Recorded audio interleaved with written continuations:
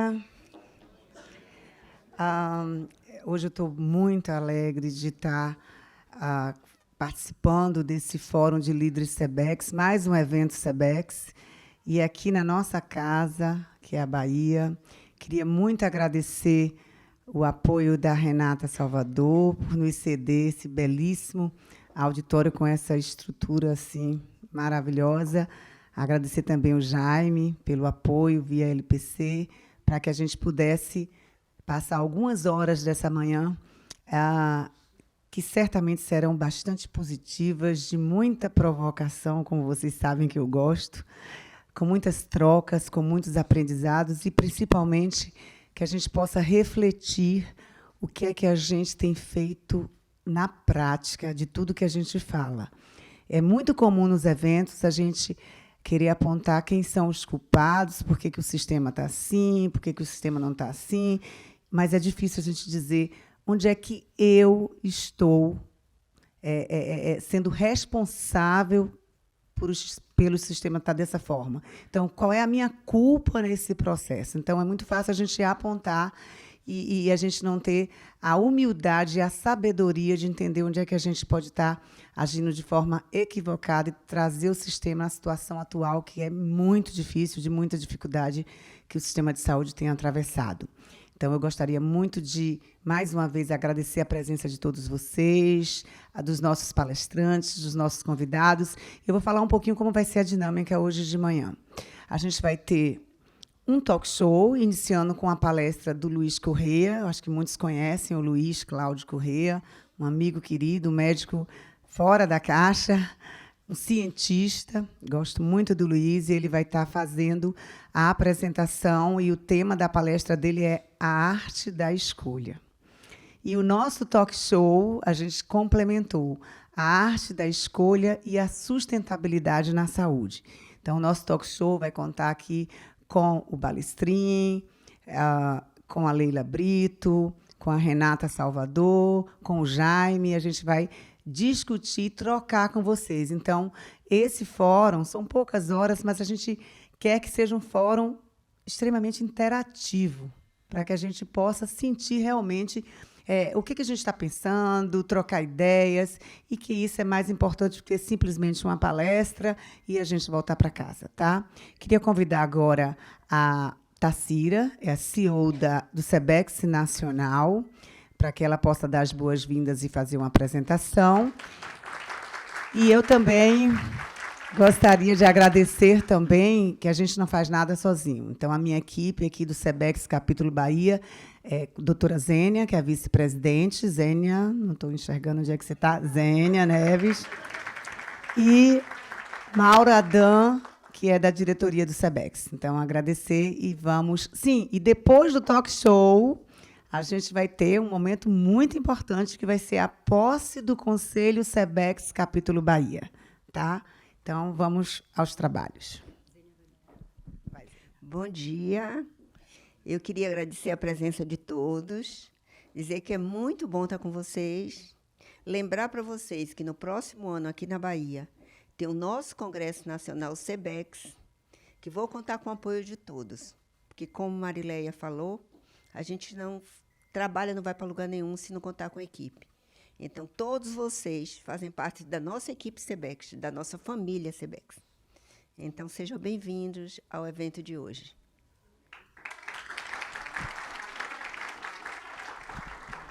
Bom dia. Eu sou Tacira Valois, estou como CEO do Sebex há um ano. E, para nós, é uma grande satisfação encerrar o nosso calendário de eventos presenciais de 2023 aqui na Bahia, por vários motivos que já são especiais por ser Bahia, mas por ser a minha terra também. O Sebex vem, ao longo desse quase uma década, impactando o sistema de saúde de forma educacional, preparando a liderança para assumir essas agendas, que são agendas de transformação, agendas de mudança e de avanço do setor da saúde. Então, quando a Marileia traz a necessidade de que cada um de nós assuma o nosso papel dentro dessa sustentabilidade, dessa discussão e dessa transformação no sistema de saúde, a gente pode colocar o SEBEX como protagonista no preparo desta liderança para assumir essa visão de 360 graus, assumir essa postura de conseguir enxergar os impactos de cada ação dentro de um resultado sistemático. Essa tem sido a agenda principal do SEBEX nessa última década, e a gente vem trabalhando a cada programa educacional para que essas observações, essa percepção cresça nessa nossa liderança, que é quem vai, de verdade, protagonizar e liderar essa transformação que a gente precisa. Então, estejam todos convidados para conhecer um pouco mais do SEBEX através do nosso site, sebex.org.br, nas nossas redes sociais. A nossa programação para 2024 está bem especial. Daqui mais 2 semanas ela vai ser lançada nas redes e a gente aguarda a presença de todos vocês em algum desses programas. Tem algumas carinhas aqui que eu já conheço, que estão conosco esse ano, e eu espero, no ano que vem, ampliar a participação de baianos. Agora, o nosso presidente do Conselho, Francisco Balestrin, para dar as palavras de boas-vindas.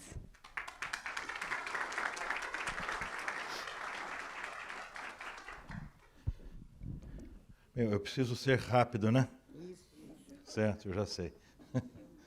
Mas eu queria dar bom dia a todos vocês, mas principalmente dizer uma coisa, para aqueles que conhecem um pouco da minha história, eu comecei a minha carreira de profissional de saúde real aqui na Bahia, né? Quando vim montar o Hospital Aliança, já nos idos de 1982, 85, esses anos todos.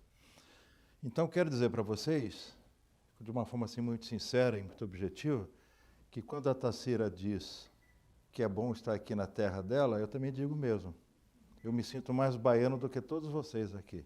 Eu tenho filho baiano, né? Não preciso dizer que é o mais feliz de todos. Eu tenho 3, 2 paulistas que são apurrinhados e o baiano do meio, que é uma felicidade total. O que faz com que a nossa casa seja muito feliz e as nossas lembranças aqui também. Mas, principalmente, eu sempre gosto de citar, porque o Dindo da minha filha, que é o César Araújo, né, está aqui e é o meu amigo eterno. Então, para mim é muito bom estar aqui com vocês, né? Gosto muito de estar aqui, claro, e eu espero que vocês tenham bastante aproveitamento aqui. Também um abraço para o Mauro Adan aqui, que é o nosso presidente da Associação de Hospitais, vem fazendo um belíssimo trabalho à frente da associação. Viu? Daqui a pouco a gente conversa mais. Mauro, você poderia vir aqui só para a gente fazer uma foto aqui oficial do SEBEX? Foto do SEBEX? Não, foto do evento. Do evento SEBEX.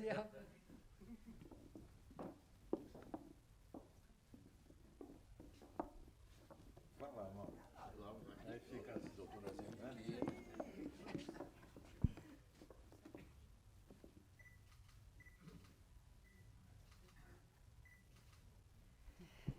Ok, obrigada, Mauro. Obrigada, Zênia, Tassira. Balestrin, você já fica. Vamos agora compor nossa mesa para a palestra do Luiz e o nosso talk show. Então, eu queria convidar Leila Brito.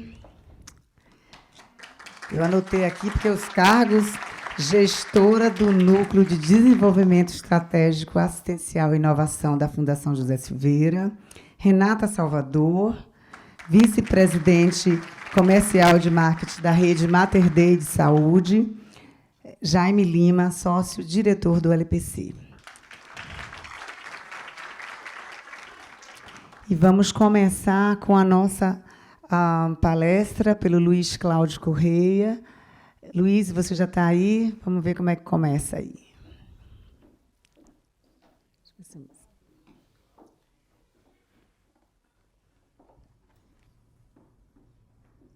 Oi, Olá. Luiz, está aí, né? Bom dia. Bom dia a todos. Prazer ver você, Marilé. Eu estava olhando aqui a apresentação de vocês desde o início. Já estou me sentindo em casa, na presença, já explicar um pouco aí ao público porque eu estou aqui falando.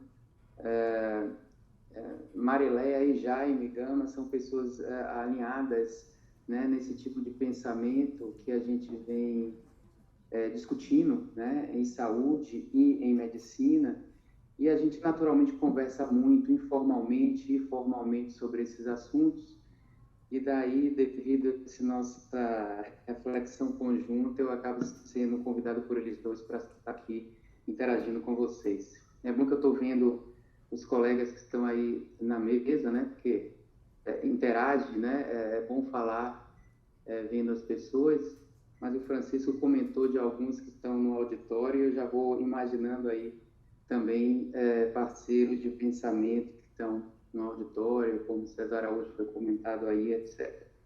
Bem, gente, é um prazer estar aqui para falar de uma coisa que faz parte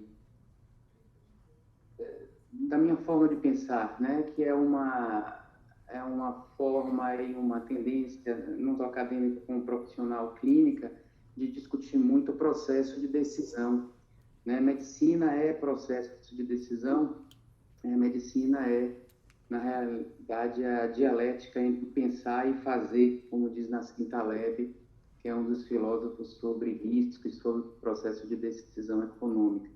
Medicina é economia clínica, e quando eu uso a palavra economia, nesse momento, eu não estou me referindo a monetária, economia monetária.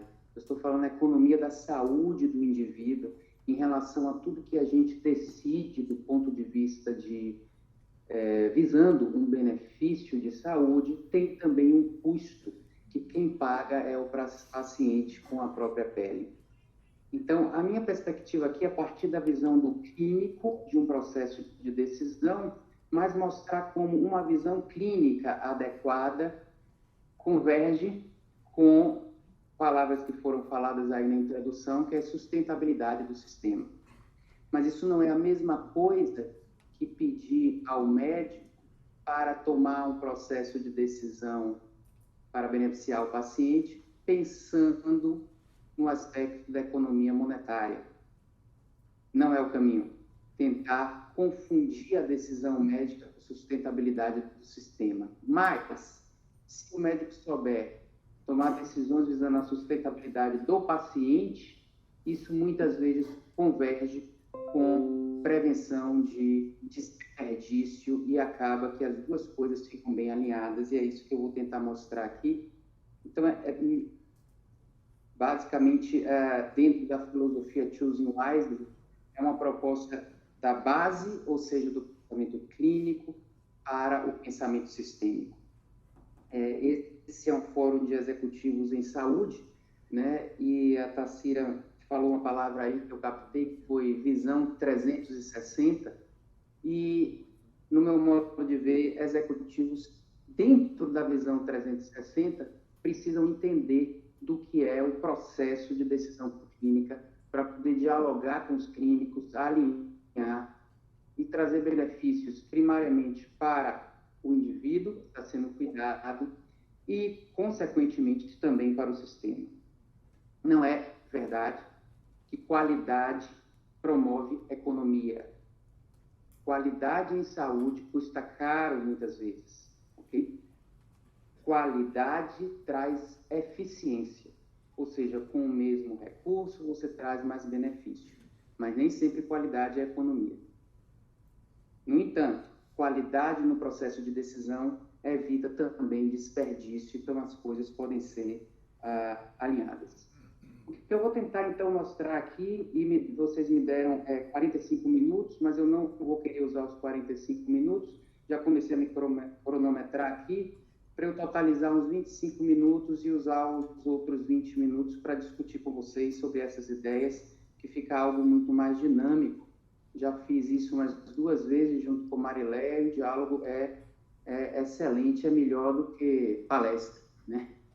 E eu chamo essa fala minha da arte da escolha, porque medicina é processo de decisão.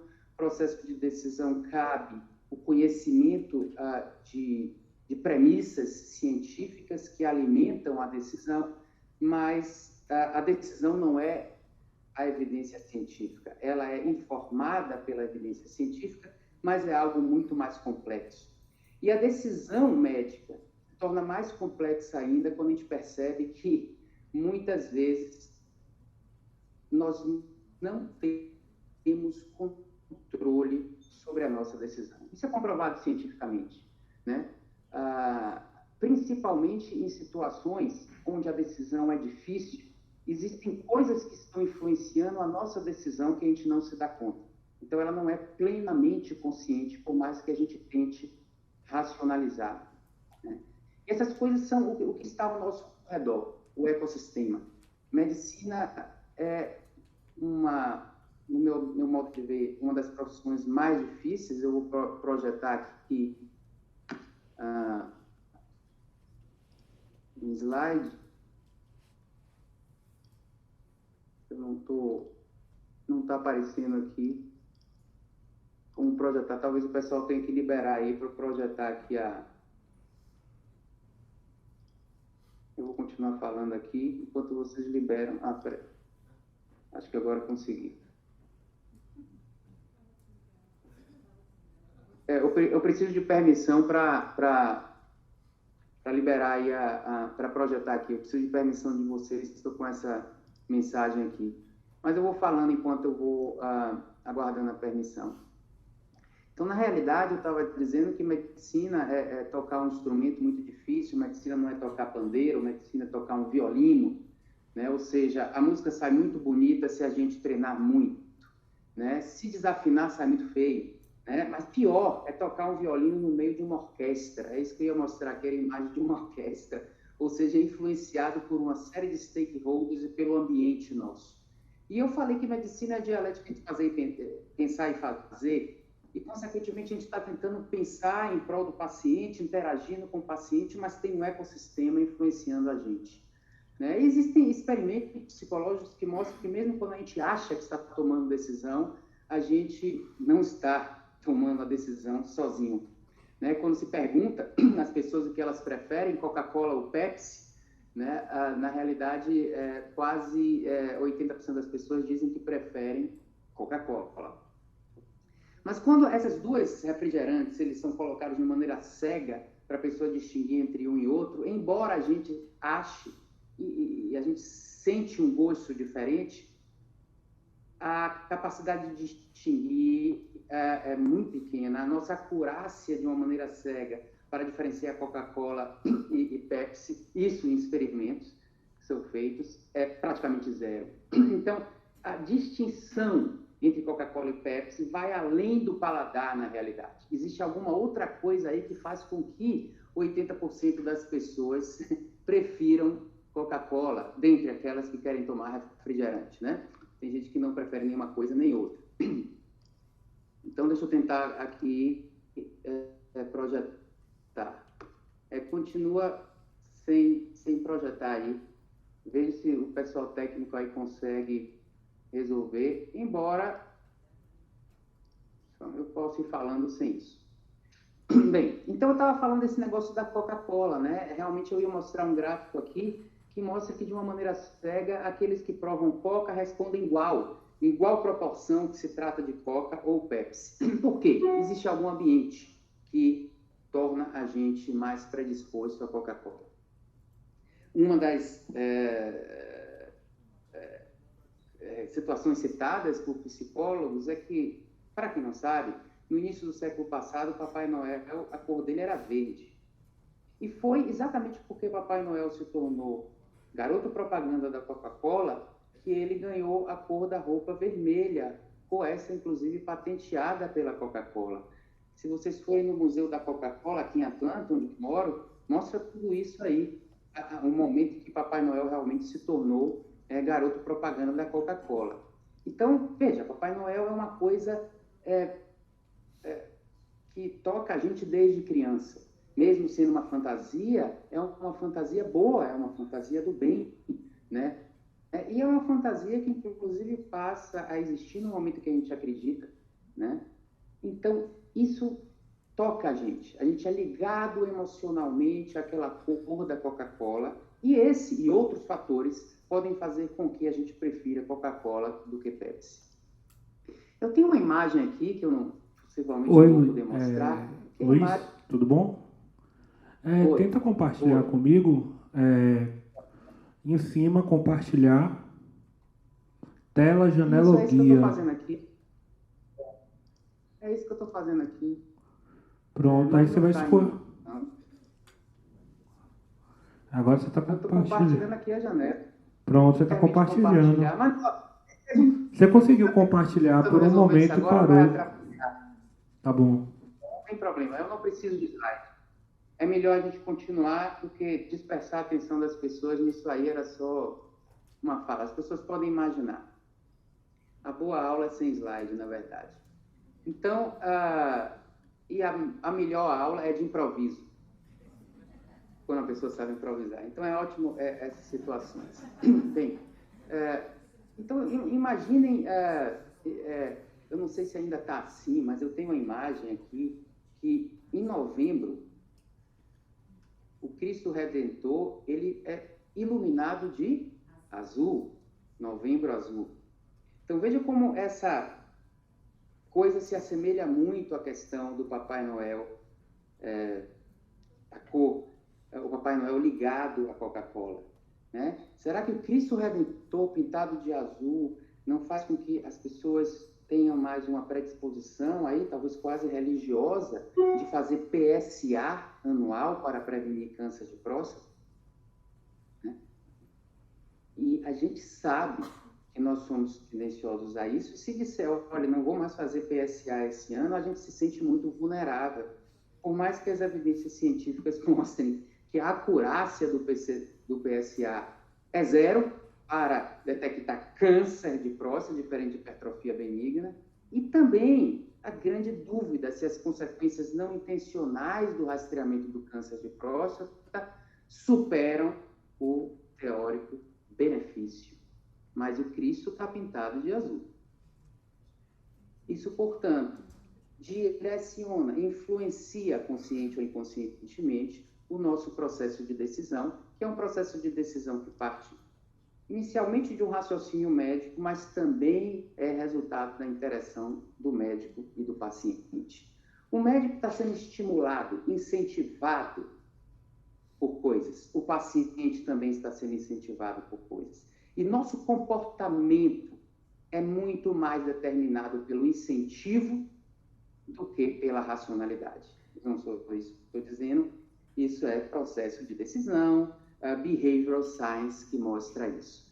Então, como executivos em saúde, que eu não sou, vocês são, se vocês quiserem influenciar o médico bem, criem um ambiente favorável.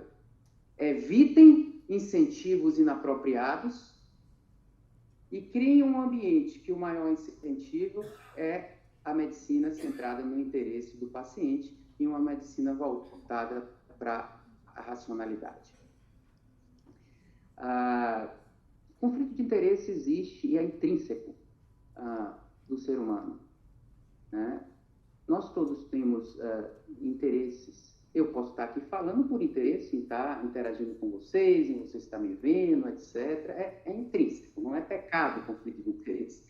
Agora, a gente não pode, não é pecado o interesse, mas o risco é a gente fazer da prática ou do ambiente um ambiente direcionado primariamente por conflito de interesse. Então, quando eu digo evite incentivos inapropriados, na realidade, a gente está falando de sustentabilidade do sistema de saúde, a primeira coisa que tem que fazer é, na realidade, evitar um incentivo que o médico cause um overuse. E nós sabemos que, embora aqui as pessoas que organizaram esse evento estão preocupadas com sustentabilidade, em outros ambientes, em outras situações, a preocupação é diferente. A preocupação é gerar uso, porque gerar uso causa mais rendimento, pelo menos no curto prazo. Toda empresa tem que ter lucro. Mesmo assim, fins lucrativos devem ter lucro para se reinvestir. Mas a gente tem que ver qual é a essência de uma empresa. A essência da empresa em saúde é beneficiar o paciente e, secundariamente, gerar lucro. A gente não pode inverter essas situações. Então, é arriscado submeter o médico a um incentivo de que ele vai se tornar mais importante, de que ele vai se tornar mais valorizado dentro de uma instituição, se ele fizer muita cirurgia, se ele pedir muito exame. É arriscado para quê? Para a sustentabilidade do sistema, sim, mas principalmente para um processo de decisão. Porque é muito difícil o médico racionalizar e se colocar na pele do paciente se ele está com incentivo ali em prol da pele dele. E isso é o que também na Cinta Leve chama de a inversão da pele no jogo. Então, a gente tem que tentar desincentivar essas questões. Por favor, não atrapalhem o médico causando esses incentivos inapropriados que fazem parte hoje da realidade do sistema de saúde brasileiro, mais do que quando eu comecei a ser médico. Segunda coisa é o ambiente que tem que ser criado agora favorável à sustentabilidade. Por outro lado, executivos como vocês não devem tentar fazer com que o médico pense na sustentabilidade no momento de tomar decisão com o paciente, porque são coisas diferentes. A decisão individual com o paciente era meramente clínica. A decisão clínica é meramente individual, ela não é sistêmica. E nem sempre a preocupação sistêmica está alinhada com a melhor conduta para um paciente individual. Então, a gente tem que soltar o médico para que ele pense no paciente, não no sistema. São dois pensamentos diferentes. Mas se ele pensar corretamente no paciente e ele evitar custo clínico inapropriado, ele também vai evitar certos desperdícios e as coisas vão se alinhar. Então, eu estava, na semana passada, num evento semelhante a esse, onde os gestores deram uma aula para os médicos, tentando fazer com que os médicos pensassem em custo-efetividade, custo monetário-efetividade no processo de decisão. O processo clínico é clínico, mas ele pode ser um processo melhor e que economiza o paciente e, consequentemente, economiza o clínico. Então, falando um pouco da clínica, para vocês terem essa visão 360, e usando a linguagem, inclusive, de vocês, quando eu digo que a decisão clínica é uma decisão econômica, é uma decisão econômica porque o paciente faz um investimento com a própria pele em prol de um retorno. Toda conduta médica é um investimento do paciente. Um exame que a gente pede, o paciente está investindo o seu tempo e está investindo o processo que ele passa por um eventual diagnóstico psicológico e condutas em cascata. Esse investimento tem que valer a pena, tem que dar retorno. Tudo tem custo em medicina. Não há nada sem custos. Eu vou mais longe. Não há nada seguro. Tudo que é benéfico traz um efeito fisiológico. E tudo que mexe com a nossa fisiologia, mesmo que a maior probabilidade de efeito seja benéfico, tem consequências fisiológicas não intencionais. Se um remédio potencialmente não fizer nenhum mal, é porque ele não faz nenhum efeito no organismo. Se ele fizer bem, ele, em potencial, tem algum custo. Então, não existe segurança. O que existe é risco tolerável. E quanto maior o benefício de uma conduta, maior a tolerabilidade do risco. Ou, também, quanto mais o paciente precisa da conduta ou precisa melhorar de uma situação clínica, maior a tolerabilidade do risco. Uma cirurgia de urgência, por exemplo, é muito arriscada. A gente não faz uma cirurgia de urgência porque é segura. A gente faz porque é muito necessário. Risco tolerável. Então, o pensamento clínico não pode ser baseado em segurança. Medicina é a arte de correr risco e de saber quando correr risco. E há situações, pessoal, em que o risco ou o custo ao paciente supera em demasia o potencial benefício, que às vezes não é nem demonstrado ou é de uma probabilidade muito pequena. Então, a gente tem que estar sempre pensando nessas duas questões. Tem que ter risco tolerável ou custo tolerável para o paciente. Tem que valer a pena. Portanto, não é só demonstração de benefício, é o quanto aquilo traz de benefício e, segundo, o quanto o paciente precisa desse benefício. E aí entra uma segunda questão na decisão econômica, que é a questão temporal. A gente tem que pensar no tempo, né? Ou seja, se a melhora que a gente vai proporcionar para o paciente, ou o benefício, é uma melhora no momento presente, ela tem mais valor do que submeter um paciente a um custo hoje para talvez ele se beneficiar no passado. Desculpa, talvez se beneficiar no futuro. Ok? Pagar o preço hoje para desfrutar do preço hoje tem mais valor do que pagar um preço alto hoje, pensando numa prevenção do futuro. Então, essa frase que prevenir é sempre melhor do que remediar é uma heurística perigosa. Às vezes, sim, quando de fato é uma prevenção de baixo custo ao paciente. E quando de fato é prevenção. Porém, essa prevenção melhor do que remediar, muitas vezes significa um custo alto ao paciente hoje e, consequentemente, ao sistema, para, no futuro, um benefício remoto e lá na frente. Por isso que as grandes condutas médicas, as que trazem mais benefício, o NNT se aproxima de 1, são as condutas que o paciente está sintomático.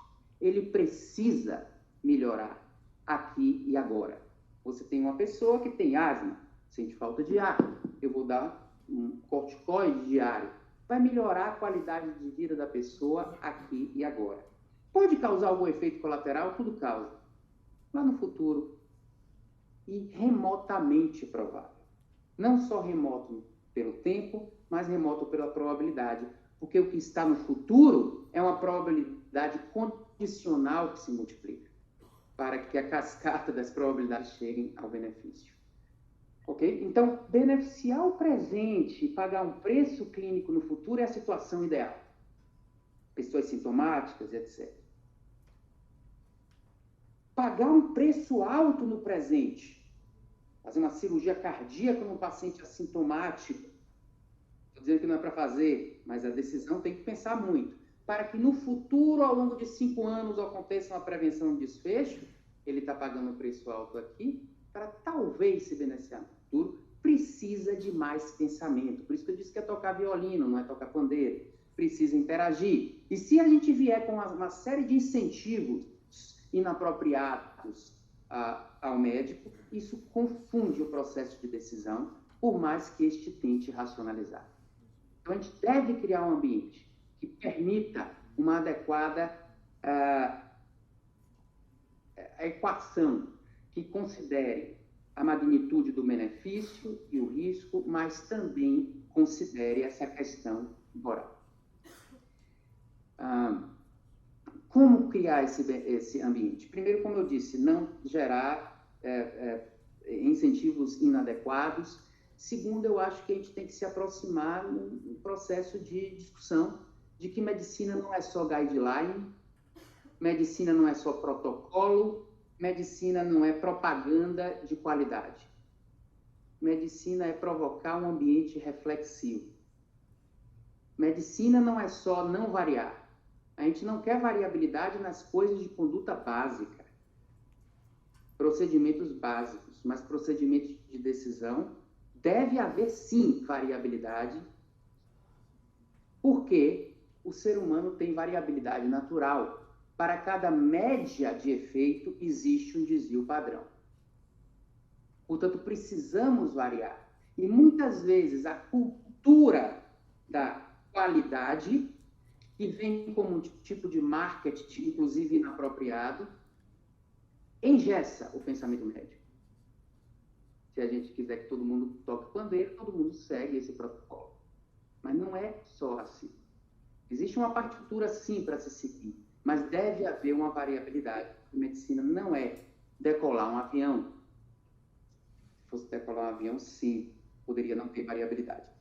Mas a comparação com o avião também é importante, porque empresas aéreas não fazem propaganda de que elas são seguras.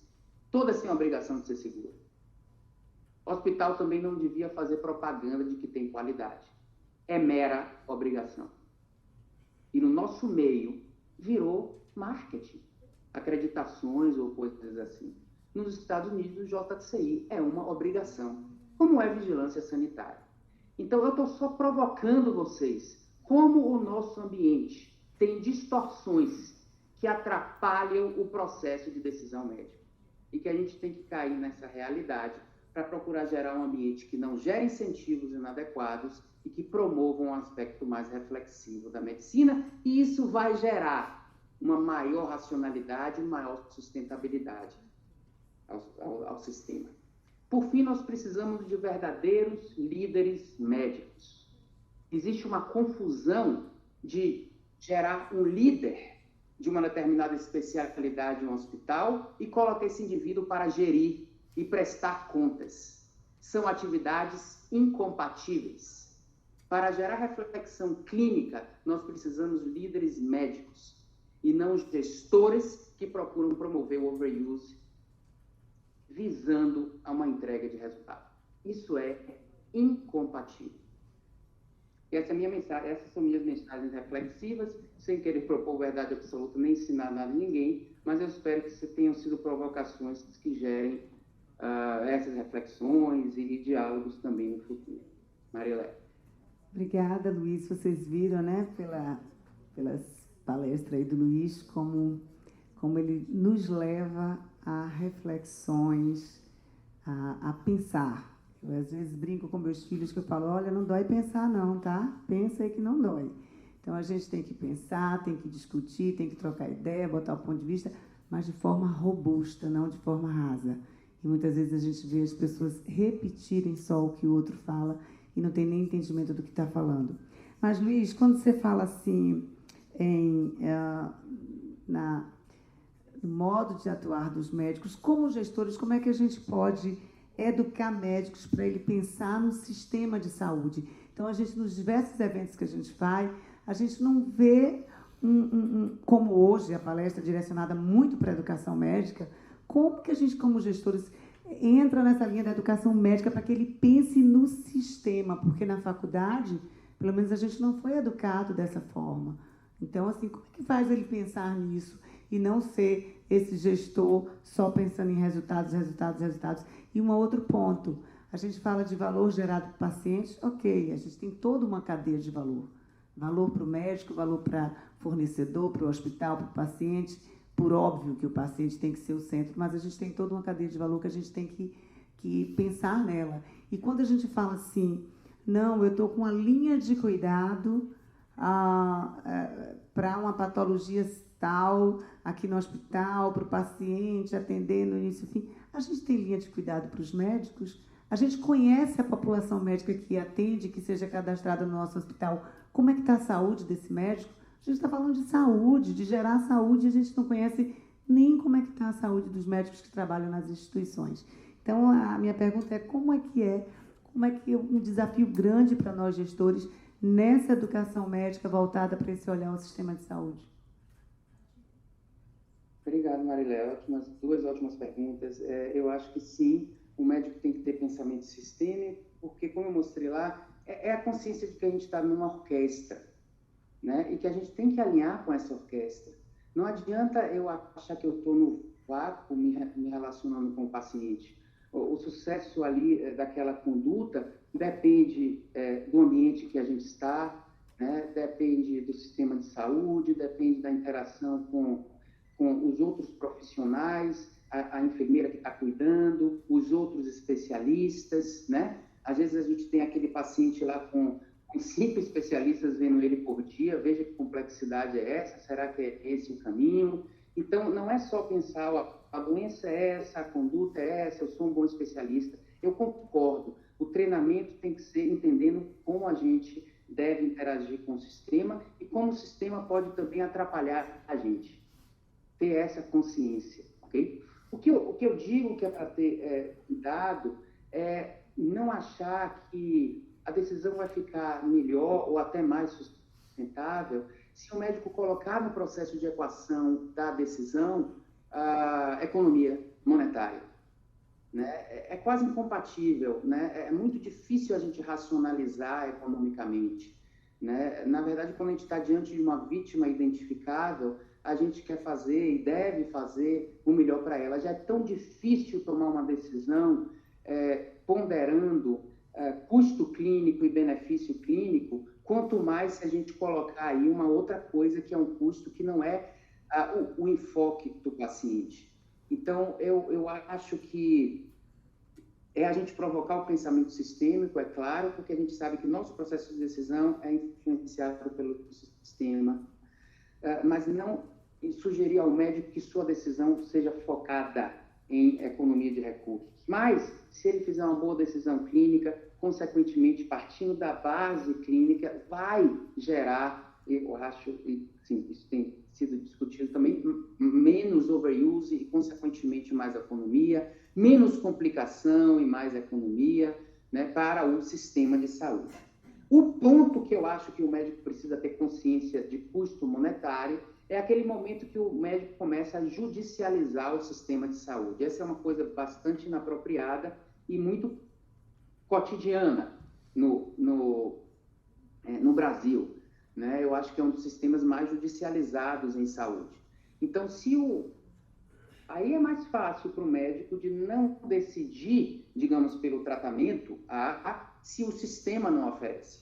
A decisão não está com ele, ele está usando o que um sistema que promoveu decisões teoricamente racionais julgou, tanto o sistema público, pelo CONITEC, que muitas vezes não incorpora tratamentos eficazes, porém de custo-efetividade muito desfavorável, como também o sistema privado. Então, se o sistema decide, baseado em critérios e no fórum adequado, que aquilo não está disponível, esse é o momento do médico ter custo-consciência e não judicializar o sistema.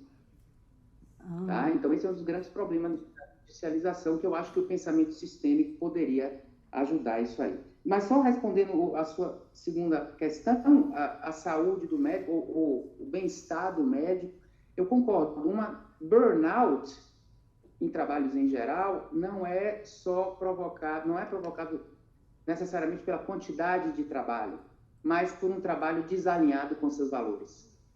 E na hora que o médico ganha incentivos inadequados, ele tem um estresse grande para tentar alinhar algo que não é alinhável. O interesse do paciente e o interesse de certas instituições que colocam o lucro na frente da missão principal de saúde.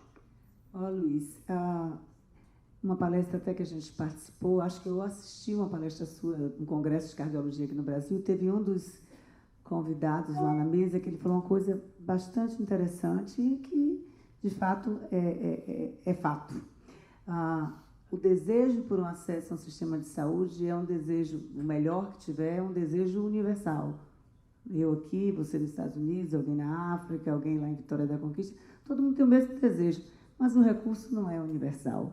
Então, a gente tem que ter também o uso racional e a depender do recurso disponível. Então, a gente muitas vezes quer o melhor, é um desejo, e por óbvio é um desejo adequado, mas esse melhor não significa que eu tenho um recurso para isso. Então, eu queria que você só comentasse, eu acho que se alguém tiver alguma pergunta para Luiz, que a gente vai abrir agora para a mesa, mas você falar também, Luiz, sobre o paradigma do rastreamento de doenças, que, como bem você falou aí do Novembro Azul, do PSA, que a gente já tem até novas diretrizes do Ministério da Saúde e do Conselho Federal de Medicina falando em relação à próstata, porque o que a gente vê muito também no nosso país, estou trazendo para aqui, às vezes a gente vê campanhas que eu digo, as campanhas às vezes são cruéis. Por que elas são cruéis? Porque só uma parte da população vai ter acesso a fazer todos aqueles exames que aquela campanha está falando. Então, só uma parte, uma bolha. A grande maioria da população vai ter aquela informação como verdadeira, está ali dizendo, olha, se você não fizer mamografia, se você não fizer ultrassom, se você não fizer o PSA, e ela não vai ter acesso a fazer. Então, a gente está adoecendo também do ponto de vista de saúde mental. E o último ponto que você falou do burnout, também vi um artigo recente que foi publicado, acho que foi em Harvard, se eu não me engano, falando que equipes de alta performance a gente deve exigir 85%, porque quando a gente exige 100%, a gente gera exaustão, burnout, absenteísmo, presenteísmo. Então, a gente não pode mais dizer exija 100%. A gente tem que deixar o 15% aí para que as pessoas possam ter esse bem-estar físico e mental. Investir em si mesmo também, né? Eu acho que essa questão do rastreamento de doença é uma das coisas muito delicadas, né? Porque quando a gente fala de rastreamento, a gente está falando da pessoa assintomática e, portanto, ela não vai se beneficiar no momento presente. Ela vai pagar um preço no momento presente, que é o preço do diagnóstico. Uma pessoa que não sente nada receber um diagnóstico é um preço alto, tanto emocional como físico, devido às condutas que vêm depois. E, portanto, tem que valer muito a pena, porque é um preço no presente para um potencial benefício no futuro. E as situações em que vale mais a pena fazer um diagnóstico são as situações de prevenção primária, que é a prevenção verdadeira. Né? Porque prevenção secundária é diagnosticar o que já existe, não é prevenção. Né?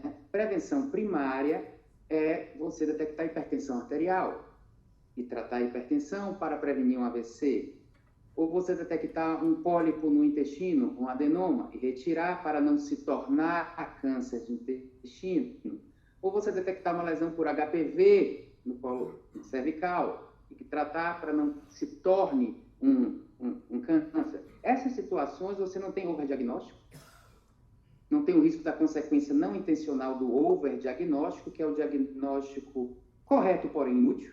Você está retirando o fator de risco. O preço é pequeno para o paciente. E ainda existe a decisão compartilhada.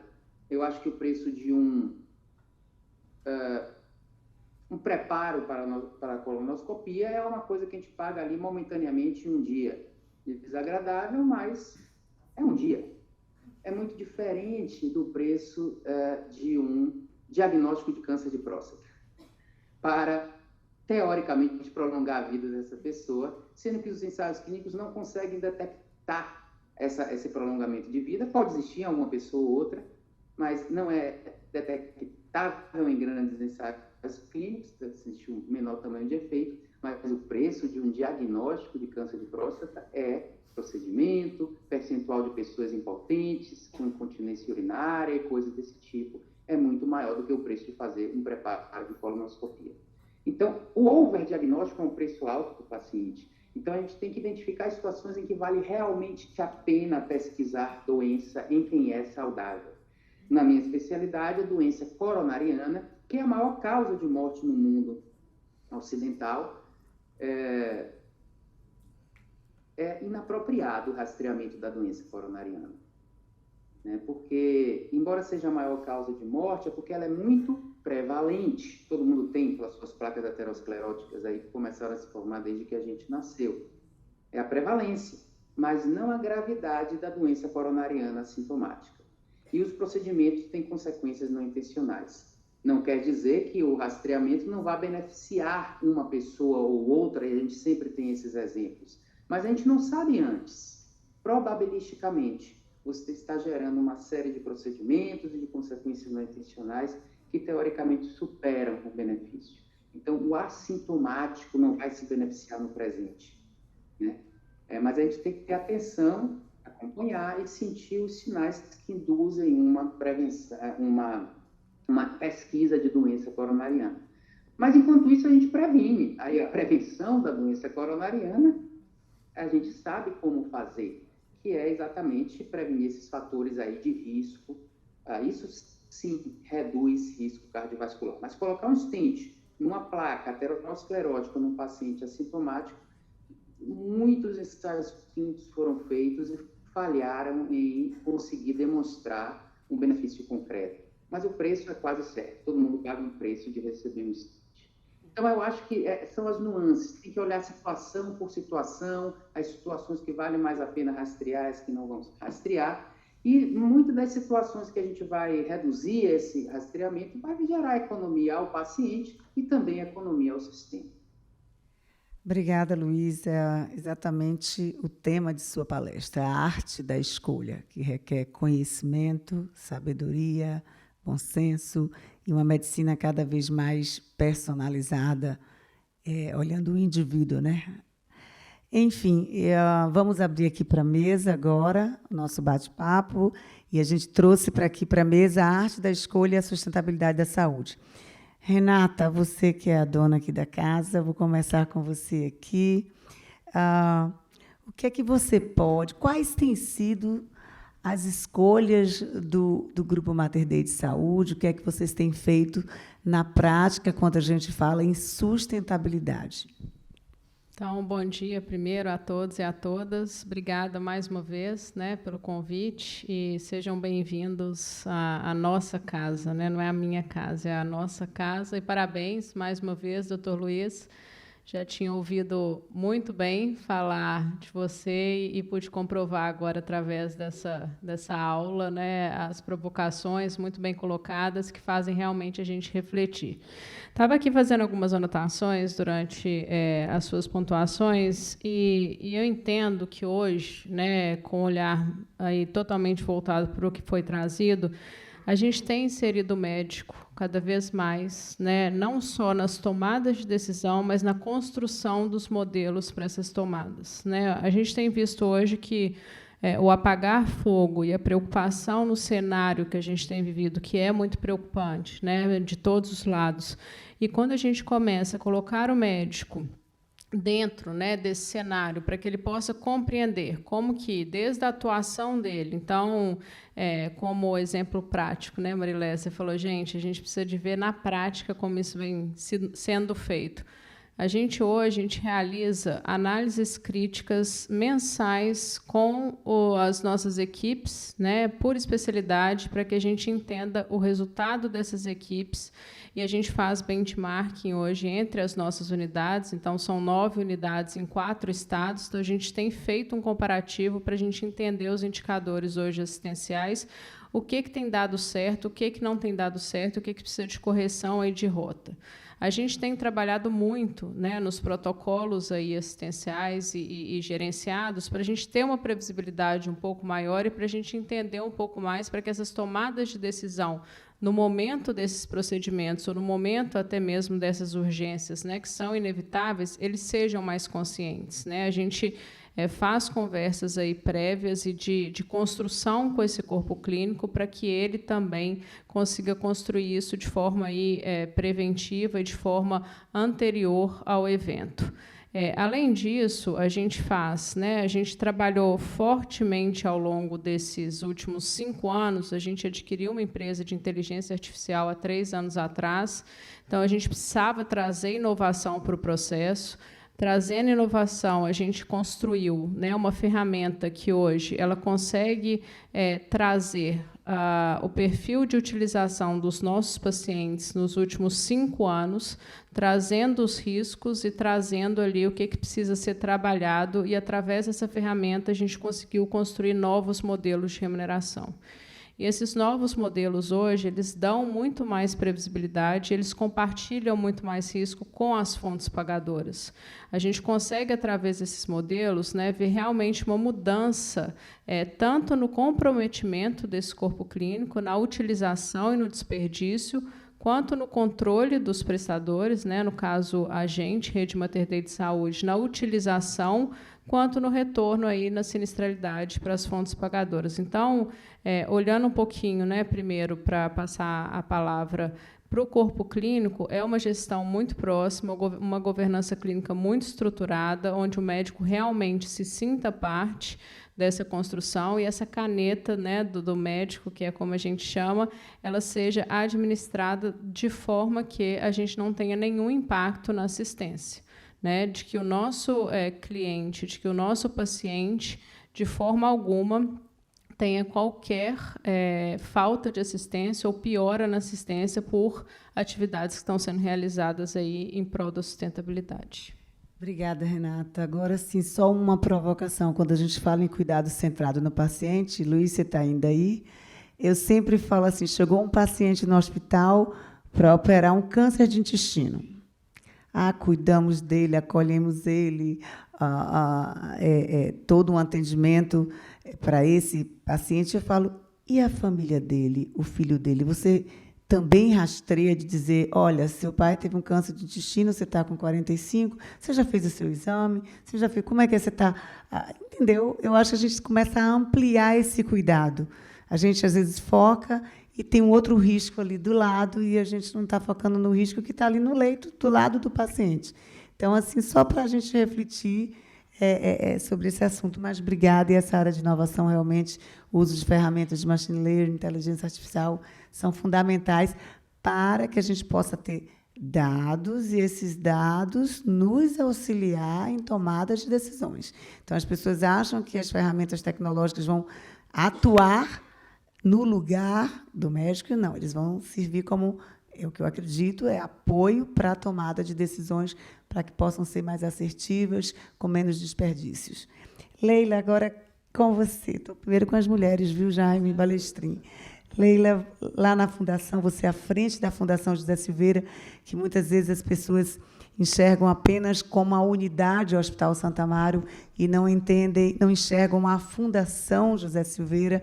Eu queria que você falasse um pouquinho quais têm sido as escolhas, o que é que vocês têm feito nessa área social. Fala aí um pouquinho para a gente, por favor.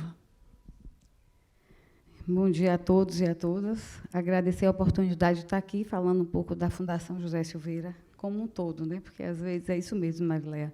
Às vezes, as pessoas falam da unidade mais conhecida, mas a Fundação ela começou com o IBIT, há 86 anos atrás, onde o professor José Silveira, o fundador, ele colocou todos os seus poucos recursos a serviço da pesquisa e em busca da cura da tuberculose. Então, quando você fala de escolha, aí a gente pensa, bom, todas as nossas escolhas elas são ancoradas em tudo que nós já vivemos. E o professor José Silveira deixou para a gente um legado médico-social. Ele olhava o paciente na sua integralidade. Então, desde o início, o paciente de tuberculose ele não era curado apenas com o remédio. Ele tinha a cesta básica, e aí é bem inspirador para todas as lideranças a gente poder colocar todas essas questões, como ele fazia, e a nós somos que guardiões desse propósito da Fundação, que é cuidar da saúde e da qualidade de vida das pessoas, passar isso geração a geração. Quando ele coloca o paciente literalmente no centro, onde todas as suas necessidades e de forma integral era olhada para a cura da tuberculose, a gente, seguindo todos esses ensinamentos e cumprindo com o legado, a gente chega hoje à melhor cura de tuberculose no país, onde a Organização Mundial de Saúde preconiza 85% e nós atingimos 90%, e tem meses que a gente atinge até mais do que 90%. Nós temos recorridos meses onde é 0% de abandono do tratamento da tuberculose, onde o preconizado é até 5%, a nossa média é 3%. Então, quando você fala em dano para o paciente, o que é que a gente está fazendo com ele? A gente está cuidando dele de forma integral para que ele só fique, só não, porque é muito, né? 6 meses de tratamento, que é o tempo mínimo, e não que ele não deixa com que ele tenha uma resistência ao bacilo e ele tenha que retornar para o sistema de saúde e aí ele ficar mais um ano e meio em tratamento. Então, eu acho que isso é trabalhar dentro do ESG hoje, que todo mundo fala muito e que nós vivemos isso. Eu acho que nós tivemos a graça de já nascer uma instituição cuidando do E, do S e do G. Então, nós...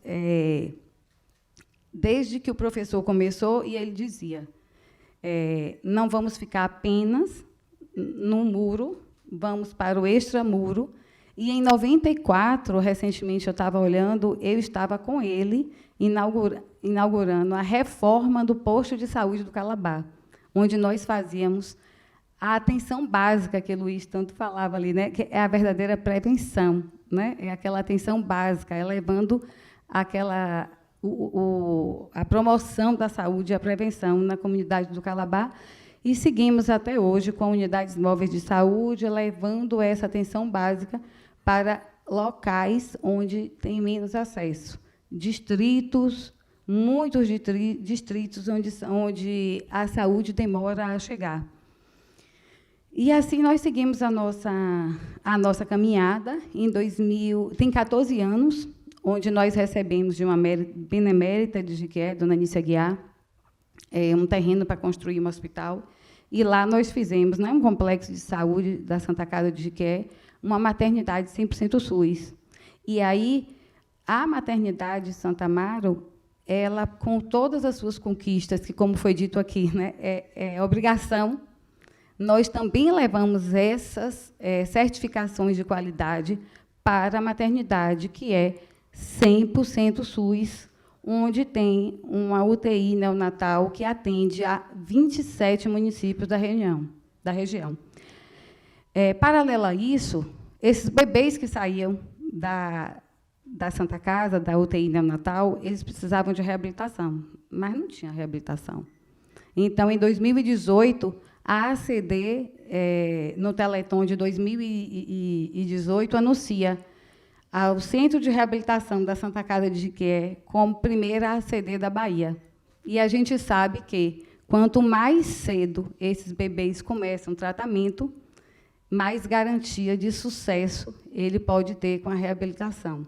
Então, é isso que eu acredito que é promoção da saúde, Mariléia. Eu acho que é nisso. E, assim, a gente não pode deixar de... A gente tem um econômico, né, só que opera. O sistema econômico todo está operando com pessoas, e aí a gente tem que cuidar dessas pessoas em todas, né? O trabalhador, o médico, o paciente, e que está em meio ambiente. Então, na hora que a gente fala de sustentabilidade, a gente fala também de recursos finitos. Tem uma economia que a gente tem que prestar atenção para essa economia, né? Que recursos são esses? Tem o ambiente, que o ambiente... Também os recursos naturais eles são finitos, se a gente assim, né, não tiver todo o cuidado, e aí a gente já começa a sofrer, né, cada região começa a sofrer aí com todas essas questões climáticas. Isso é só o início, né? Quando a gente se aprofunda mais, a gente está vendo que a tendência é muito maior. E a governança, que tem que embasar todas as nossas ações. São prestações de contas, de forma transparente, código de ética. A gente trabalha de uma forma integrada, utilizando, né, todos esses, o E, o S e o G, de uma forma integrada nas nossas ações, para que garantir essa sustentabilidade. Gente, e a sustentabilidade acontece, porque quando a gente começa a trabalhar isso, é difícil, mas a gente consegue ter colaboradores engajados pelo propósito. Então, se eu tenho um propósito de cuidar da saúde e melhorar a qualidade de vida, e faz uma feira de saúde voluntária, como ontem, no Dia do Voluntariado, nós fizemos, nós tínhamos lá muitos médicos que estavam de forma voluntária para atender. A gente consegue, quando o colaborador ou quando o médico entende qual é o objetivo final e se ele tem aderência àquela missão, é desafiador, mas é possível a gente engajar. Não são todos, mas a gente pode se engajar pelo propósito. Então, são essas 3 práticas, elas têm que estar integradas em busca da sociedade, e nós, organizações e líderes representando organizações, junto com a comunidade, nós temos uma responsabilidade muito grande, porque nós temos um corpo de colaboradores, e ali a gente pode começar a trabalhar e desenvolver determinados comportamentos e escolhas. Essas escolhas, elas, claro, são ancoradas em todas as impressões que deixaram as marcas no nosso dia a dia, mas isso precisa ser discutido. Por que a gente está escolhendo, o que foi que deixou, que marcas foram essas deixadas para que essas escolhas, e quais as melhores escolhas, né, para um mundo melhor à nossa volta. Obrigada, Leila. Na realidade, assim, o que eu acho importante, e que eu falei no início, é a gente ter exemplos práticos. Então, a gente tem, como Renata falou, o que a gente está fazendo aqui de prático. Leila, o que está fazendo também da parte que não é de saúde suplementar, que o equilíbrio e a sustentabilidade é do setor, seja público ou privado, é do setor que a gente está falando, para a gente não focar e ficar nessa bolinha apenas, senão não é sustentabilidade e não vai ser sustentável. Aí, Jaime, para você, como laboratório, um grande desafio, quando a gente está falando de desperdícios, eu acho que é um grande desafio, como vocês têm atuado. Eu sei que o laboratório ele é um executante de solicitações, mas nem por isso exime a responsabilidade de estar vendo a qualidade daquelas solicitações, de como o Luiz falou, como a gente educar os médicos com essa visão de sistema para evitar tantos desperdícios. Enfim, quero saber um pouquinho o que é que o LPC tem feito. É um desafio, mas... Ainda mais sendo independente, né? Que é aí que ele não tem, de fato, o controle da caneta do médico. Então, a gente não tem nenhum poder e nenhuma influência direta sobre o que é que o médico entende que ser correto ou ser necessário ou desnecessário para o paciente. Então, o caminho que a gente escolheu é muito de influenciar e de provocar. Não é à toa, essa palestra que o Luiz fez aqui hoje, a gente já trouxe 2 vezes esse ano, no Congresso de Cardiologia, no Integra, justamente para poder provocar. Será que o sistema hoje está equilibrado, está indo pelo caminho correto? Nós, como laboratório, o que é que a gente pode contribuir? E um exemplo prático que você me perguntou semana passada foi, nas 2 últimas palestras de Luiz, viraram para mim e perguntaram: Jaime, você é louco? Como é que você fala? Como é que um laboratório fala para não fazer PSA? Hoje, ninguém me chamou de louco, ainda não. Então, eu acho que o nosso papel está muito mais na influência, e não só no médico, né? Inclusive, até esse próprio relacionamento médico, tantos laboratórios, empresas de imagem fazem. O nosso intuito não é no relacionamento comercial, como muitas vezes é feito, mas no relacionamento técnico-científico. E aí a gente busca, inclusive, no próprio corpo clínico do médico, na atividade científica de sociedades, de associações, atuar de maneira a trazer uma mensagem mais positiva e de equilíbrio no mercado. Temos também parcerias com alguns laboratórios que... Laboratório vive de escala. Então, cada um vai ter sua usina. Como é que a gente pode, de fato, racionalizar esse custo? Tá? Até porque as margens não aumentam. Muito elas vão reduzindo com o passar do tempo, até porque o sinistro também está elevado. Então, a solução é só, de fato, brigar por preço? Como é que a gente pode tornar nossos processos mais produtivos? Né? O LPC tem um caminho, tem um segmento de atuação que são os hospitais, onde a gente presta serviço para alguns hospitais. Chegamos já a apoiar 11 hospitais na cidade, incluindo hospitais de campanha na época do Covid. E cada hospital ele tem seu perfil. Né? Uma coisa é um hospital português, outra coisa é um hospital cardiopulmonar, outra coisa é um hospital ProHope, outra coisa é um hospital de campanha, um hospital público. Como é que a gente atende cada cliente desse? Com a melhor atenção aos pacientes? Tivemos, recentemente não, mas de uns 5, 6 anos para cá, entrou muitas as diárias globais. Né? Mudou completamente a ordem da requisição e a ordem do pedido. O laboratório entrou como ente consultivo. Como contribuir, de fato, para os exames que são necessários para cada protocolo, né? Para cada realidade de paciente. Então, o laboratório atuando como consultivo no apoio ao médico, à instituição, na sua prescrição, esse é o nosso papel. Exatamente. Eu acho que essa questão da educação que a gente tanto fala no SEBEX, né, Tacira? Educação, educar. E eu queria agora ouvir o nosso presidente do Conselho SEBEX, que tem essa visão do país e do mundo, que falasse um pouquinho para a gente sobre o que a gente está discutindo aqui, de escolhas, desperdício, sustentabilidade. Tá bom. Bom, antes de mais nada, mais um abraço em todos vocês. Obrigado aqui por estarem nos prestigiando. Né? Agradecer aqui a presença dos meus colegas aqui de grupo, né? Estamos aqui, afinal, discutindo. Fazer uma referência à apresentação do Luiz, que foi muito boa. Eu só fiquei um pouco preocupado porque ele chegou a dizer que Papai Noel é uma lenda. Né? Então, isso é uma coisa que deve ter nos chocado a todos. E assim, eu estava ouvindo todos nós falarmos, né, e como você me pediu para dar essa visão mais geral, dizem que no mundo político, a Leila conhece bem esse mundo, né, não existe nem culpados, nem inocentes, só cúmplices. Acho que no setor de saúde hoje nós também estamos vivendo isso. Não tem um setor que é culpado, não tem um setor que é inocente.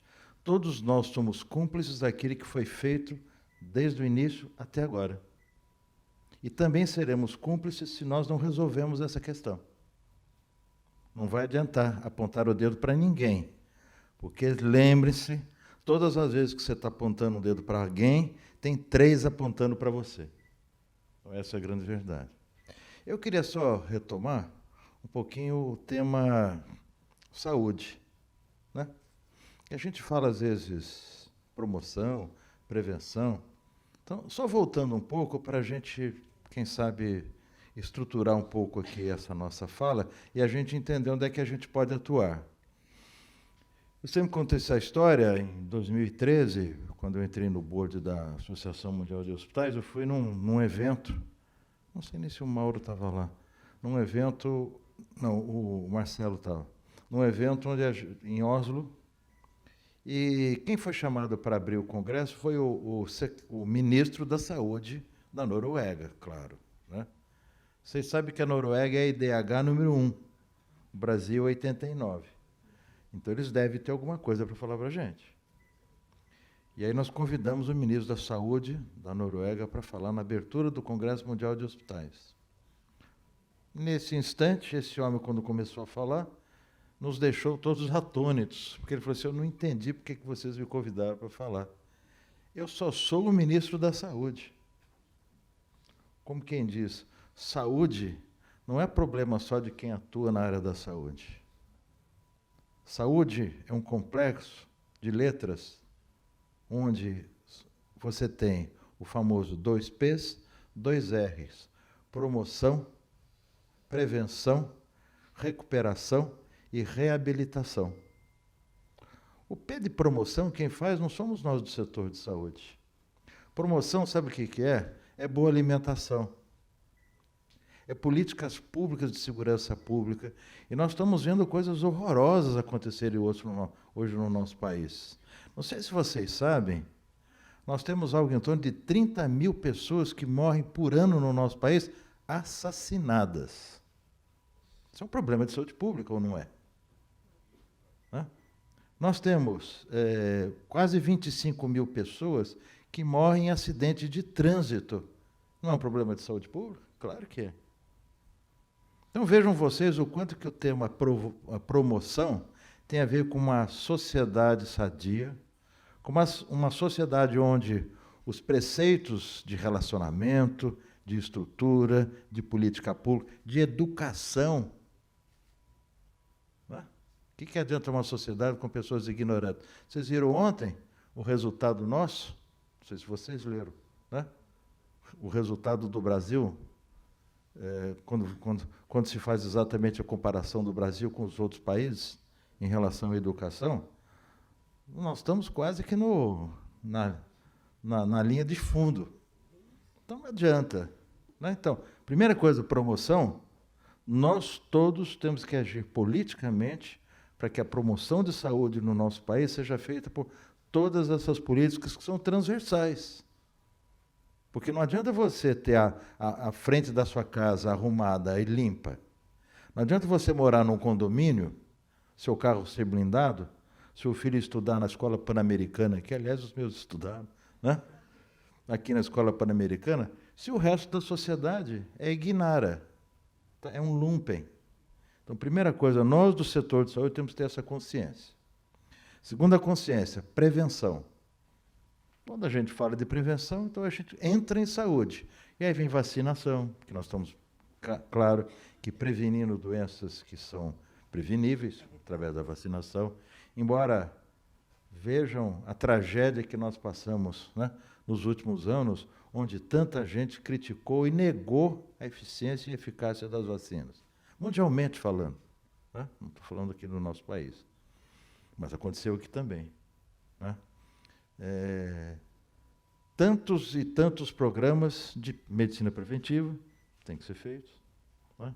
Por exemplo, o PSA, né?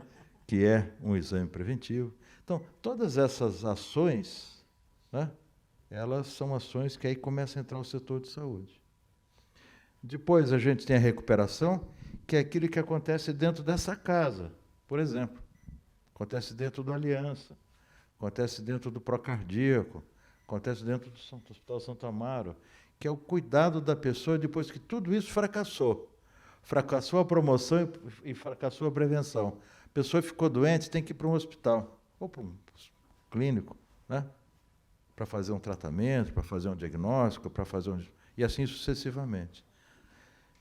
E, por último, depois que a pessoa, de alguma forma, se recuperou internamente dentro das instituições, ela vai para a reabilitação. E aí são os diversos serviços de reabilitação que vocês conhecem aí. A gente tanto fala de home care e todos esses assuntos que a minha amiga Marileia conhece muito melhor do que nós, até porque paga essas coisas, né? Então, isso é importante. Então, gente, quando a gente fala nisso, a gente precisa ver, sob o ponto de vista daquilo que está lá na nossa, né, na escolha, como é que é a escolha de investimento em saúde no nosso país. Como é que é? O Brasil gasta por ano algo em torno de 900 bilhões de reais em saúde. Vocês sabiam disso? Isso é mais ou menos 9,5% do PIB brasileiro. Aí os outros países gastam mais ou gastam menos? Gastam nessa média. Né? Os países europeus gastam 12%, aqui a Argentina gasta 8,5%. Todo mundo gasta nessa média. Claro, os Estados Unidos gastam 18%, quase 19% já do seu PIB em saúde, né? Que dá exatamente o valor e o tamanho do PIB brasileiro. Então, o PIB brasileiro é que os americanos gastam com saúde. Mas isso é fora da curva e já se provou que gastar muito com saúde não é aquilo que vai dar mais saúde, né? Porque a população americana não é mais saudável que a nossa, principalmente aquela que tem cobertura, como nós temos cobertura de planos de saúde aqui no nosso país. E isso, hospitais maravilhosos como esse aqui, né? Só que a grande diferença é que, nesses países, o investimento público é muito maior que o investimento privado.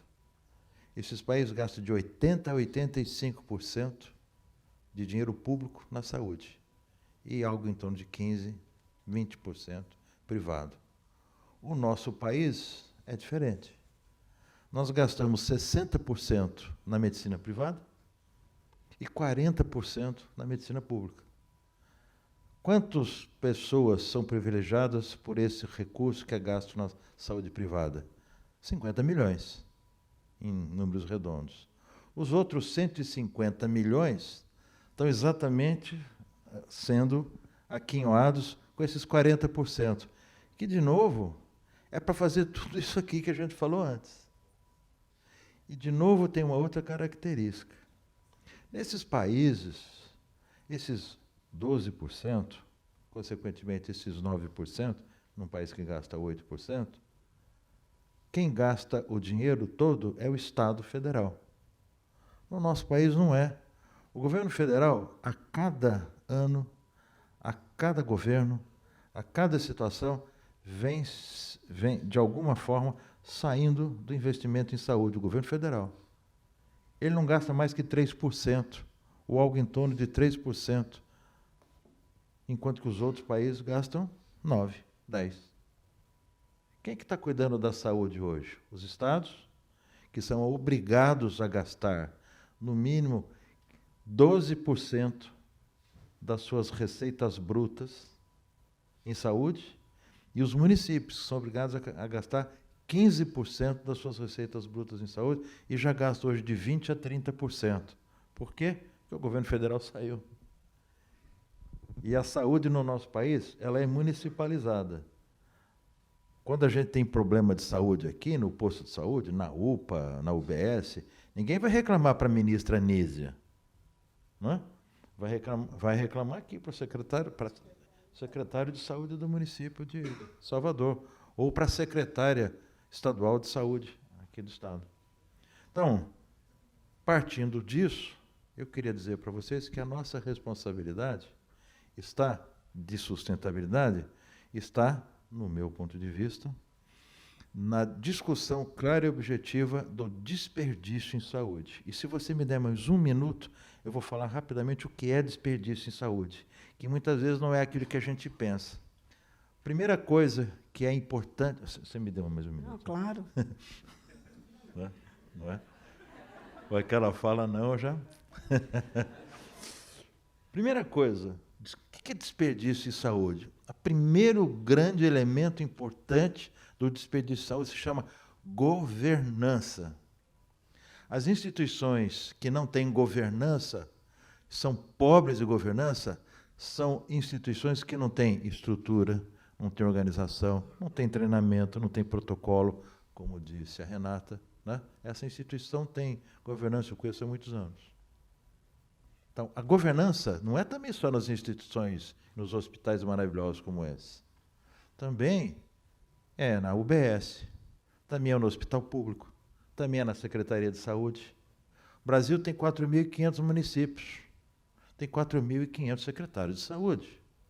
Todos vocês acham que esses secretários de saúde têm formação para ser secretário de saúde? Que todos eles são médicos ou profissionais hipertreinados, como vocês que fazem parte do SEBEX logo serão? Claro que não. Tem até motorista de ambulância, não querendo falar mal do motorista de ambulância, como secretário de saúde. Imagine a dificuldade para se decidir. Imagine como foi ser secretário de saúde de um município pequeno ou médio durante a pandemia. Imagine que tinha que tomar todas as decisões, dar apoio ao prefeito nas decisões técnicas. Impossível, né? Então, nessas horas, a gente precisa perceber isso daí. Então, governança. Segunda coisa, uma vez que você tem a governança estruturada, você precisa ter protocolos, rotinas, definições perfeitamente claras, porque senão as instituições não andam. Olha aqui, ó. O centro de qualquer instituição só pode ser um, até onde eu conheço. O cidadão, o cliente, o utente, como se fala em Portugal. Tudo tem que acontecer ao redor dele. E o que é que você tem que fazer? Primeiro, política de recursos humanos adequada para que essa pessoa seja acolhida, seja bem tratada, que as pessoas, de alguma forma, os profissionais estejam lá atentos, estejam de prontidão, que isso é fundamental. Gente para atender gente. Saúde é um lugar onde, claro, nós vamos ter medicina, telemedicina, vamos ter uma série de coisas. Eu, até bem pouco tempo atrás, eu ficava impressionado que as pessoas queriam ter curso de medicina em EAD. Eu falei, mas como é que vai ser isso? Né? Como é que você vai cutucar, apertar, ver, falar, né? Aprender empatia, simpatia? Não é possível, né? Então, esse é um aspecto. Para que você tenha isso funcionando adequadamente, hoje todas as instituições têm que ter sistemas de informação perfeitamente claros, os TICs. Se você não tiver um sistema de informação que capte as informações, que traga, que processe, eu não quero evoluir mais nisso, não dá certo. Quando você olha isso, você fala, e agora? O que falta? Falta um modelo de organização, falta um modelo de operação e falta um modelo de financiamento. Esse é o que precisa ser feito. Quem vai ser feito não serei eu, seremos nós todos. Por isso que eu estou colocando nisso. Então, essas questões, elas fazem com que você tenha desperdício, se você não tiver tudo isso estruturado. Depois, pessoas treinadas, médicos. Eu não quero falar sobre médico aqui, porque esse é um assunto que hoje, quando eu falo, eu exagero. Entendeu? Eu saio da linha. Porque não é possível. Deixa para o evento do ano que vem, tá? Deixa. Aqui, ó. Vocês sabem, eu sou de uma cidade do interior de São Paulo. Aliás, na divisa com Minas Gerais, chamada São João da Boa Vista. Vocês nunca ouviram falar, né? É perto de Poços de Caldas. Pronto. Tem faculdade de medicina. E eu descobri porque eu fui lá um mês atrás e vi num outdoor. É assim hoje. Quantos outdoor? Aliás, eu entrando aqui ontem na cidade, vi outdoor de uma ou duas faculdades de medicina. Como é que nós vamos fazer tudo aquilo que o Luiz falou, escolhas inteligentes, com um monte de gente que não sabe o que fazer? Ué, essa é uma grande verdade. Não... Aí chega, parar por aqui. E isso vale para todas as outras profissões de saúde. Nós temos que ter profissionais de enfermagem treinados, objetivos, que sabem o que tem que fazer, nutricionistas e assim sucessivamente. Depois, tem um negócio que se chama corrupção. A Organização Mundial de Saúde diz que o desperdício em saúde é em torno de 20% daquilo que você gasta de saúde. Então, se nós gastamos 900 bilhões, 180 bilhões é desperdício. E 10% disso é corrupção, que é 18 bilhões. Ah, não é só 10%? É só 10%, mas são 18 bilhões. Né? É um absurdo. Então, nós temos que estar atentos a isso. A outra coisa que nós temos, que faz o desperdício, é exatamente tudo aquilo que, de alguma forma, nós fazemos de uma forma despreparada, com gasto de saúde. Eu vou dar um exemplo aqui que as pessoas não gostam. Rotary Club. Parece estranho. Mas toda vez que tem o Outubro Rosa, Outubro Rosa, para a mamãe. Né? Aí faz uma... nem sei se isso existe, eu estou fantasiando aqui. Faz a campanha do mamógrafo. Então, vamos fazer uma campanha para ter um mamógrafo na Santa Casa de Mirandópolis. Né? Aí faz aquela campanha, todo mundo junto, tantos mil dólares, compra da General Electric, leva lá, o provedor vai, inaugura, o prefeito vai, inaugura, etc. Uma maravilha. Um mês depois, o tubo queima. Sabe quando isso vai funcionar de novo? Nunca mais. Vai virar parador de vaso. Essa é uma verdade. Isso não é desperdício em saúde? Então, gente, só para dizer que a nossa arte de escolha também tem que ser politicamente responsável, né? E que a nossa sustentabilidade depende de nós entendermos como é que nós vamos olhar e ver saúde. Obrigado. Desculpe pelo... Não, imagina. E por isso a importância da educação, para que a gente possa fazer escolhas adequadas. Queria agradecer a nossa mesa aqui, a Renato, Jaime, Leila Balestrin e o Luiz Cláudio. E estou muito feliz. Isso aqui é uma pequena amostra do que a gente vai fazer em 2024 no nosso grande evento SEBEX. Tá? Vamos chamar agora a Tassira para dar seguimento à nossa parte final e não menos importante desse evento. Tá?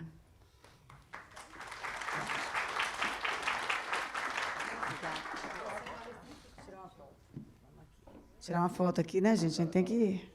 Agora é hora de se amostrar.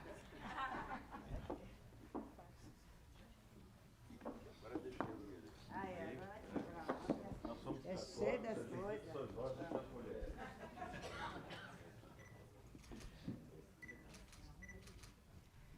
Ok, obrigada mais uma vez. Balestrin, você fica, que agora a gente só vai para o encerramento, para a última parte do evento.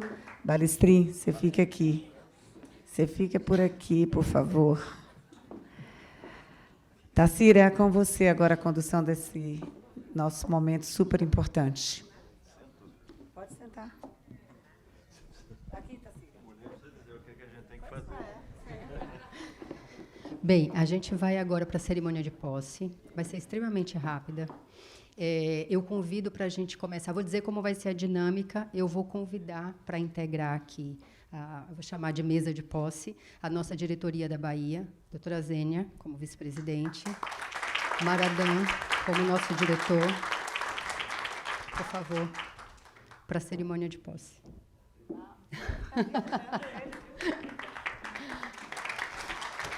Então, eu vou chamar um a um conselheiro que vai ser empossado. Ele vai receber um certificado, um PIN, e vai ter 2 minutinhos de fala. E aí a gente faz a fotografia e finaliza. Eu acredito que, dessa forma, a gente consiga terminar em 16 minutos. Então, para começar, vamos chamar a Agna Lucy.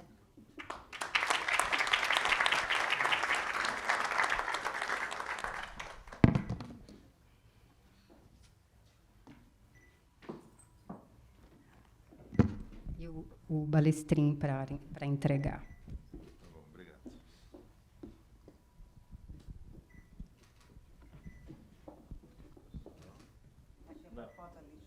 Não. Esse é o da Leila. Opa, tiraram da ordem. Peraí, estava na ordem alfabética. Agna Lúcia.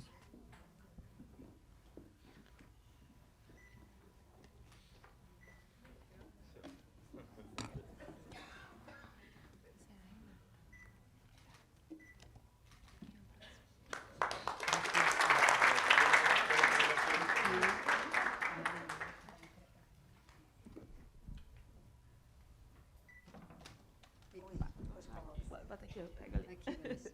Aqui, ó. É melhor você colocar lá.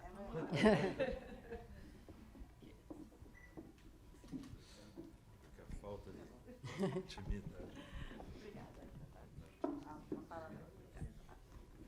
Vamos fazer a foto oficial, Balestrin, Marileia e a conselheira.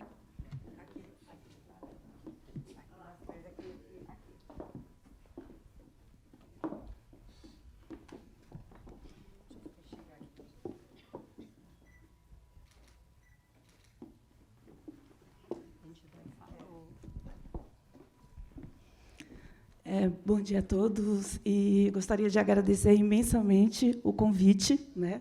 Fiquei me sentindo muito honrada e tenho a certeza que trabalharei incansavelmente para que a gente possa melhorar cada vez mais a gestão e saúde aqui na Bahia, né? Que a gente possa estar formando, e principalmente, que é muito no que eu acredito, através da educação, através da educação executiva, para que a gente possa realmente ter novos modelos inovadores de saúde e garantir a tão sonhada sustentabilidade. É isso aí. Então, contem comigo sempre.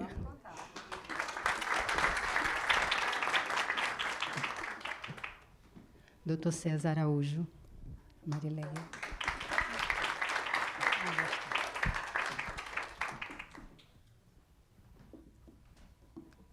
Deixa eu chegar para cá.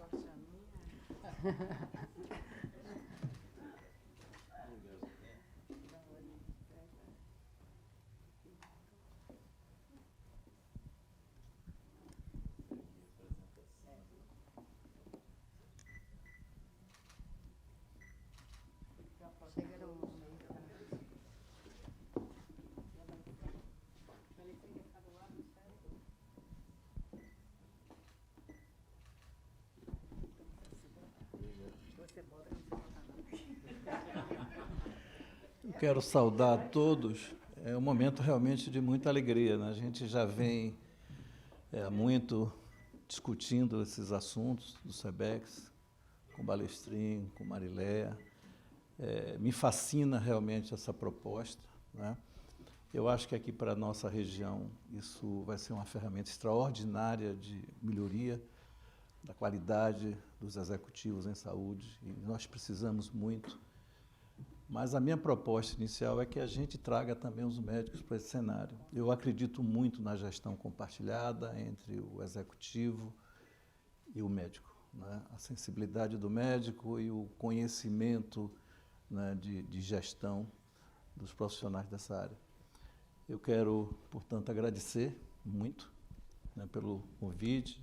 É uma honra, mas não quero que fique só na honraria, viu?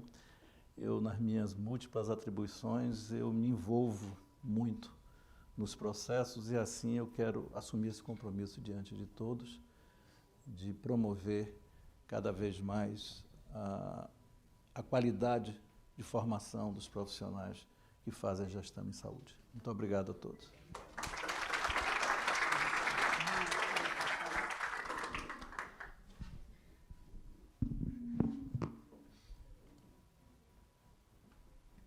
Leila Brito.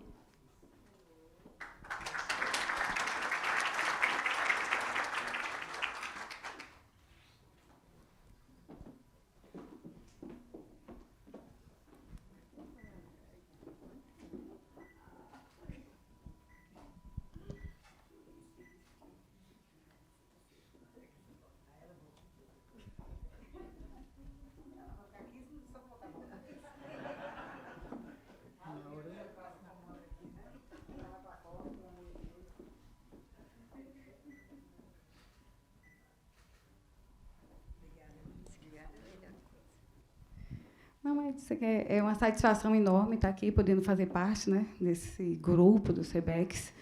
E o meu compromisso, né, de estar compartilhando, né, nossa prática, o conhecimento, para que juntos, dentro de um trabalho colaborativo, podemos gerar um impacto positivo na saúde, nesse momento tão difícil para todas as organizações de saúde. Esse trabalho conjunto vai fazer a diferença. E agradecer a vocês.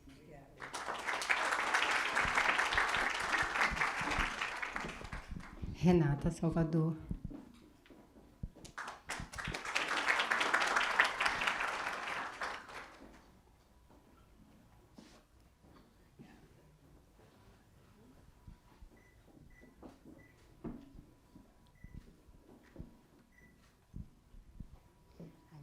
Esse sou eu.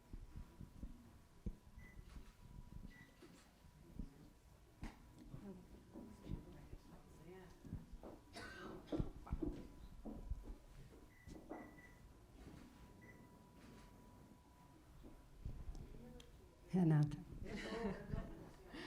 Não, eu queria agradecer mais uma vez, né, pelo convite. Quando eu aceito algo é de cabeça, então com certeza vou me dedicar bastante aí nesse grande desafio, né, que é estar aí como conselheira, né, do SEBEX Capítulo Bahia.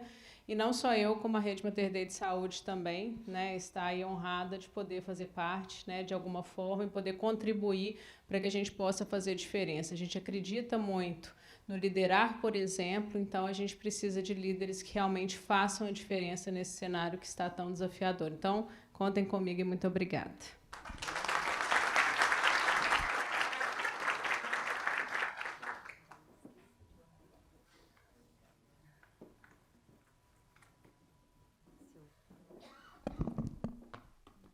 Silvana Freitas.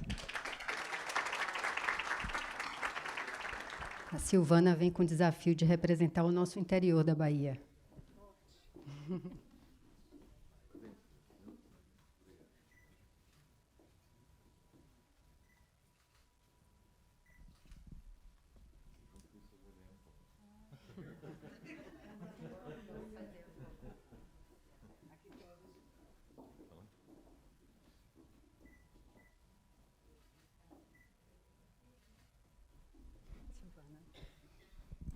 Boa tarde a todos. Me sinto muito honrada com o convite e poder participar e contribuir de forma relevante, que é um marco, na verdade, o primeiro conselho do SEBEX Bahia, e parabenizar a atual gestão por essa relevante contribuição para a sociedade. Estarei aqui dando o meu melhor e, com certeza, contribuindo para um colégio que a educação irá contribuir tanto para a sociedade e sustentabilidade do futuro da saúde. Muito obrigada a todas. A gente começou essa mesa com o compromisso de que seria bem rápida. E aposto que fomos mais rápidos do que o que prometemos.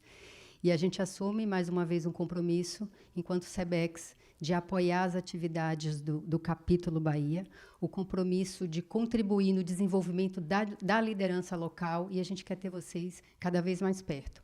Vejam que hoje, num evento extremamente rápido, a gente teve uma aula do que é prioridade na agenda do Executivo da Saúde. A gente pôde perceber na fala de cada um quantos desafios e o quanto a gente tem para aprender em cada um desses temas. Contem com o SEBEX, acompanhem a gente, e 2024 promete bastante. Mas quem vai finalizar o nosso evento vai ser o presidente nacional e a presidente local. Bom, eu espero que o ano que vem a gente tenha Bavi de novo. Eu sei que o Vitorinha voltou, né? Para aqueles que são Bahia, torçam bastante hoje e rezem para os orixás, né? Gente, muito obrigado, estamos todos aqui. A gente conta com todos vocês e o ano que vem, como a gente já falou várias vezes aqui, a gente vai estar junto no Conex, tá? Tá bom, obrigado. Obrigada mais uma vez. E gostaria só, antes de finalizar, agradecer a presença de 2 convidados que vieram de Recife. Falaram, Marilê, eu fiz, vocês vão se associar ao SEBEX Bahia, tá? Mas obrigada aí, Clóvis, Valdemir, pela presença de vocês e obrigada a todos, tá? Uma boa tarde e vamos aí praticar o que a gente falou aqui, tá?